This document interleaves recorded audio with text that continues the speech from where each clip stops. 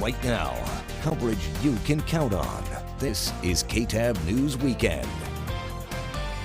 Good evening. Thanks for staying up with us tonight. I'm Mercedes Hernandez.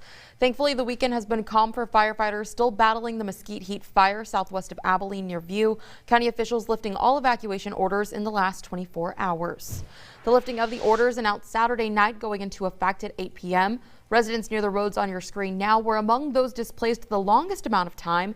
This area outlined in red: Brawny Road from County Road 297 to Hidden Valley Drive, and Brawny Road from Hidden Valley Drive to Hillside Road.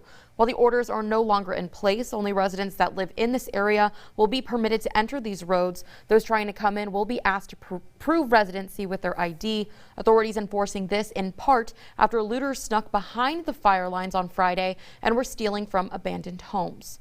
Here's a look now at Saturday's map of the fire from about 4 p.m. last updated then. Switching over now to the current fire map, last updated just about an hour ago.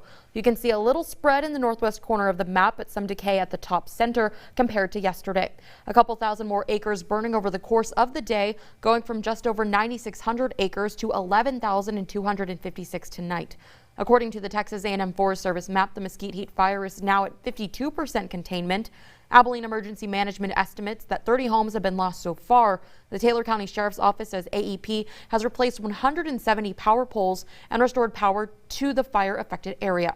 They also ask that no more donations be brought directly to View VFD and advise that with rain in the forecast the next couple days, residents should stay aware of the possibility for debris to flow in this hilly area because of the change in the soil.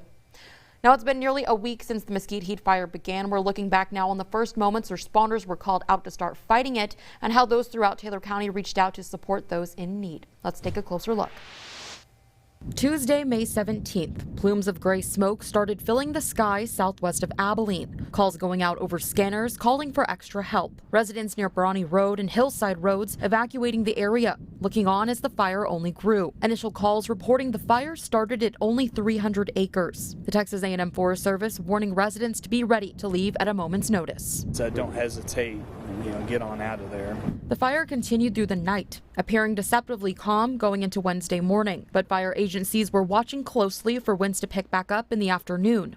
Lord help us, Mother Nature help us. And pick up they did. By 5 o'clock Wednesday, the fire spread, displacing many more. Fire officials closing down U.S. Highway 277 that afternoon in case it jumped the roadway. If it jumps over to where Coronado's camp is with this wind, it's definitely gonna hurt a lot of people. And unfortunately, it did just that. The fire spreading rapidly across the hills and valleys, crawling closer to the community of Buffalo Gap. Evacuations ordered for those residents Wednesday night. It's one of those things where you sit there, you look at this, and you hope that it doesn't happen here. Going into Thursday, some residents were still not allowed back into their homes. Having nowhere to go, places like the Taylor County Expo Center opened their doors, allowing residents to use their horse barns and other facilities. We're prepared to do whatever we can do to help. Friday was much of the same. The fire not contained, but quiet enough for some residents to go home. I'm hearing is it's rough terrain, and like I said, their biggest fear is it kicking back off. Firefighters, though, were preparing for a fight over the weekend. A cold front blowing in Saturday morning, possibly fanning fire danger for responders. We're trying to build additional dozer lines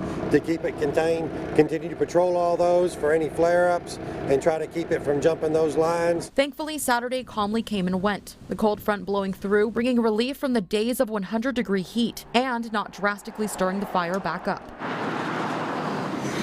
On Saturday, roads like U.S. Highway 277 were also reopened, giving a look into the destruction the fire left behind. While the damage is evident, so is the caring spirit of the big country. Neighbors helping neighbors pick up what they can. And as the fire only continues, that kindness will be needed to carry residents and first responders through the ongoing firefight. To the firemen that are fighting it, thank you. Yes, thank you, and prayers for everybody. I second that sentiment. Prayers for everybody. We're taking a closer look at relief for those displaced by the fire still. The Community Foundation of Abilene has arranged a Mesquite Heat Fire Relief Fund. Monetary donations to be used to assist those affected by the fire.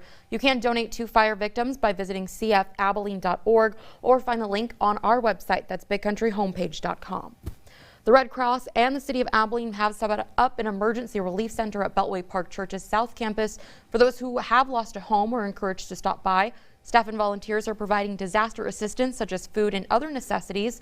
The American Red Cross is there for immediate needs related to the wildfire, such as cleanup and shelter.